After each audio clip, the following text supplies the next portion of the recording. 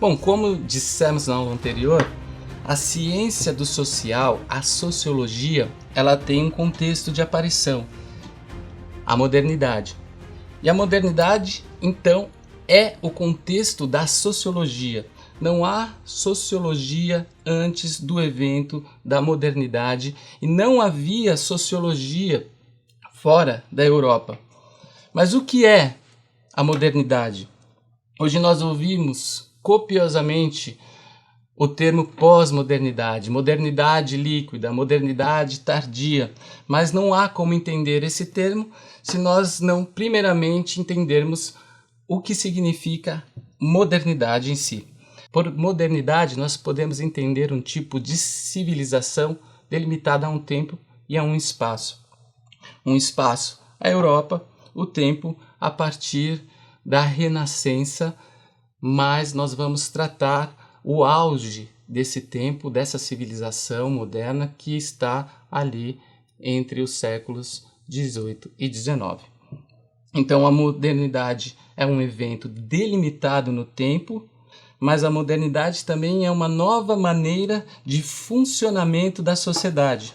Nós consideraremos neste curso não seu nascimento, o período que nós designamos como Renascença, mas consideraremos o seu auge, que nós chamamos também de Iluminismo. E para especificar esse momento, nós usaremos o termo alta modernidade ou o auge da modernidade. Não confundam esse termo com pós-modernidade ou com aquilo que significaria pós-modernidade. Nós estamos entre os séculos 18 e 19.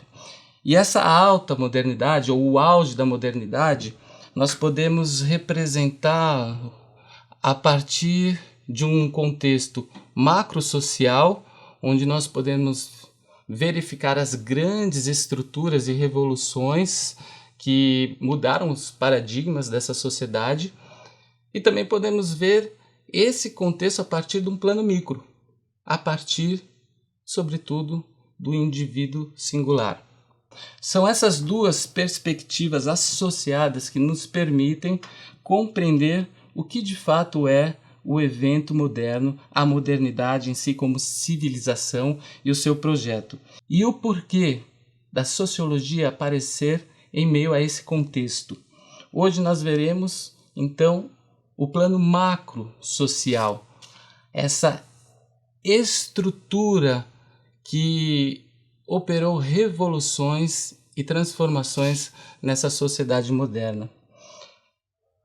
Nós temos como um marco, por exemplo, a Revolução Econômica, a Revolução Industrial, que gerou o capitalismo industrial, a economia de mercado, o trabalho assalariado. Nós temos a industrialização, que gerou temas para o estudo sociológico. Nós temos o êxodo rural, o começo da vida urbana, da vida na cidade. Os núcleos de trabalho estão saindo das casas e migrando para as fábricas. E nós teremos então artesãos perdendo a sua utilidade porque o seu trabalho não é mais sustentável do ponto de vista econômico. Ele precisa procurar empregos nas fábricas e nas cidades. Então, começam a surgir meios de produção justamente porque o seu modo de produção não consegue acompanhar o ritmo de produção industrial. Porque enquanto ele faz o todo, nas fábricas nós vamos ter a divisão do trabalho, onde cada um faz uma parte do todo. Nós temos também, a partir desse momento de industrialização, a luta de classe, a criação dos sindicatos, a racionalização do trabalho, a organização científica do trabalho e todos os conflitos que serão associados à burocratização das administrações. A Rádio Transmundial é um veículo de comunicação presente em 80% do planeta e que tem como objetivo levar as boas novas do Evangelho aos que não a conhecem, bem como dar crescimento e maturidade cristã àqueles que desejam servir a Deus de forma integral, Mais informações em www.transmundial.org.br. Transmundial, para todo mundo ouvir.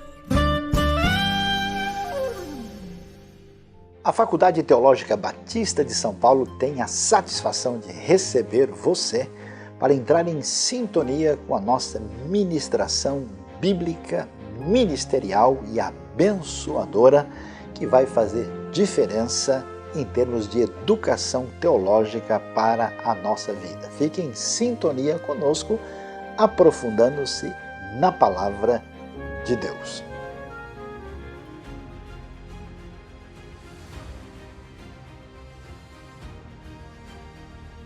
Nós temos como segundo marco a Revolução Francesa, que potencializou outras revoluções libertárias humanas.